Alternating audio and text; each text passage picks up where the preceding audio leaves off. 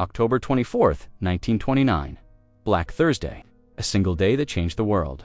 In just 6 hours, Americans lost $14 billion. That was more than the entire Canadian economy at the time. 13 million shares exchanged hands in a frenzy of panic. Phone lines melted under the load. Brokers couldn't keep up. Communications with the stock exchange collapsed entirely. Yet, few realized that this cataclysm didn't happen by accident. It began with the choices of a single man. Newspapers called him Sunshine Charlie, America's most celebrated banker. His name was Charles Mitchell, and the decisions he made, with the best of intentions, triggered what would become the Great Depression. This isn't just a story of numbers or economics. It's a story of ambition, greed, human psychology, and the fragility of a system that promised endless wealth to millions who believed in it blindly. To understand how Charles Mitchell changed history, we must first understand the world he entered. The 1920s were a decade of boundless optimism. The horrors of World War I were behind the American people. The economy grew at unprecedented rates. Factories churned out automobiles, radios, and household appliances. Cities expanded. Skyscrapers towered into the clouds. Jazz music filled the clubs, and the streets of Manhattan glowed with electric light. The stock market seemed to embody this optimism. Prices climbed with every passing month. Ordinary Americans began to dream of wealth as never before. Owning stocks was no longer the exclusive privilege of the elite. A culture of speculation was born, fueled by magazines, newspapers, and word-of-mouth stories of ordinary people becoming millionaires, almost overnight. Yet behind this glimmer of prosperity lurked a fragile foundation. Credit was easy, often recklessly so, and most importantly, very few Americans understood the mechanics of investing. The illusion of wealth was spreading faster than the economy could support it. Charles Edwin Mitchell was born in 1877 to a modest farming family in Massachusetts. As a young man, he exhibited a rare combination of intelligence, charm, and ambition. He had an innate ability to persuade people, to make them believe in possibilities that seemed out of reach. Mitchell's early career in banking was marked by rapid advancement. By 1919, he had become the head of National City Bank, the largest bank in the United States, with assets totaling $2.7 billion. To put that into perspective, that sum exceeded the annual budgets of several sovereign nations. But Mitchell was not merely a banker, he was a visionary. He saw an opportunity where others saw a risk. He believed that wealth should not be the domain of the few.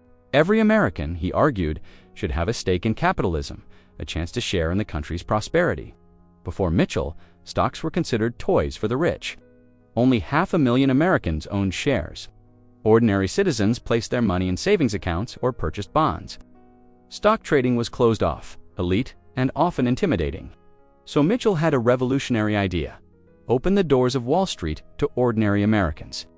In 1920, he created National City Company, a subsidiary designed to sell stocks directly to the public in bank branches.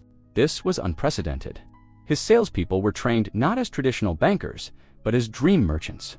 They understood human psychology, the power of aspiration, and the allure of instant wealth. The advertising was revolutionary. Newspaper ads promised invest just $15 a month and become part of the American dream. Magazines published stories of secretaries, streetcar drivers, and clerks who became millionaires in a matter of years. Bank branches displayed posters of smiling families in lavish homes, with children playing in gardens and shiny new automobiles parked in driveways. Every image screamed, "This could be your life." Mitchell's most dangerous innovation, however, was margin trading. Ordinary Americans could now buy stocks by putting down only 10% of their own money and borrowing the rest from the bank. Imagine this: you have $100. With margin trading, you can buy $1,000 worth of stock. If the stock grows by 20%, you earn $200. Your initial investment has tripled. The example is compelling, irresistible even, but the reverse is just as true. A 10% drop, and you lose your entire investment. A 50% drop, and you owe more than you earned in a year. Mitchell also created investment trusts funds that bought stocks using borrowed money. These trusts were themselves purchased on margin, creating a pyramid of debt that depended entirely on ever-rising prices. By 1929, this system had entwined the financial fate of millions. The allure of wealth spread through every corner of society. Housewives mortgaged their homes. Farmers sold their livestock. Mechanics invested months of their wages. Even shoeshiners were offering stock advice. Ordinary Americans were intoxicated by the illusion of limitless wealth. The Dow Jones Industrial Average reached record highs. Millions of Americans felt they were geniuses. Simple clerks became paper millionaires. Chauffeurs purchased mansions. Secretaries wore fur coats. America was in a state of collective euphoria. But by the spring of 1929, cracks began to appear. Industrial production slowed. Car sales declined. Housing construction decreased. Yet stock prices continued to soar. The Federal Reserve issued warnings to banks: curb margin lending or risk a financial collapse. Some investors began to sense the danger. They understood that 90% of the market was fueled by borrowed money.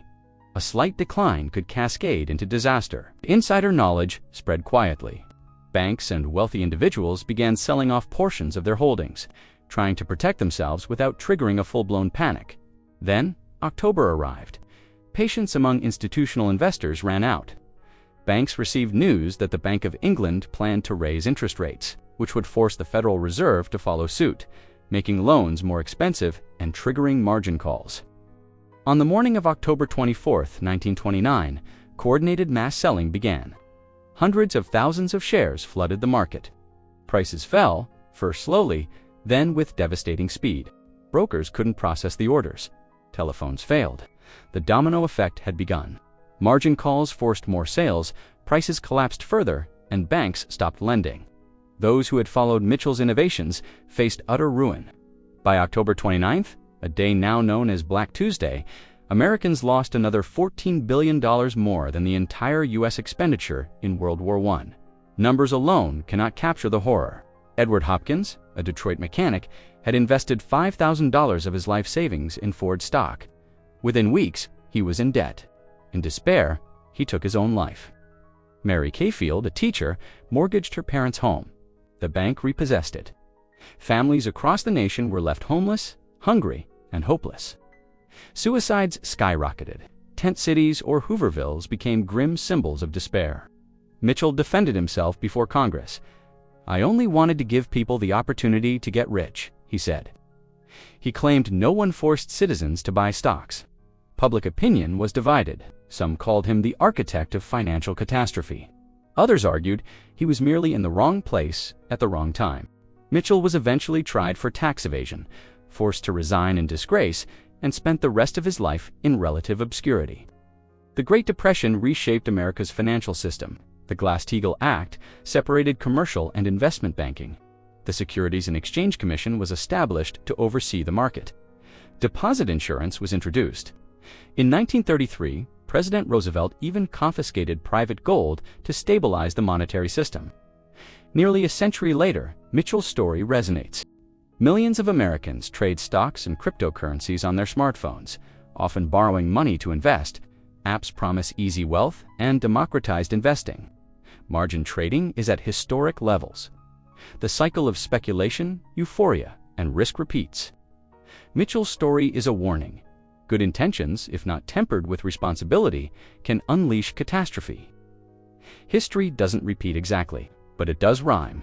Sunshine Charlie offered a promise of wealth that millions could not resist, and in doing so, he inadvertently created one of the most devastating economic disasters in human history. The next time you hear promises of easy money, remember Charles Mitchell and ask yourself, who will truly profit? Subscribe to The Forgotten Files for more stories of individuals whose choices shaped the course of history. Thanks for watching.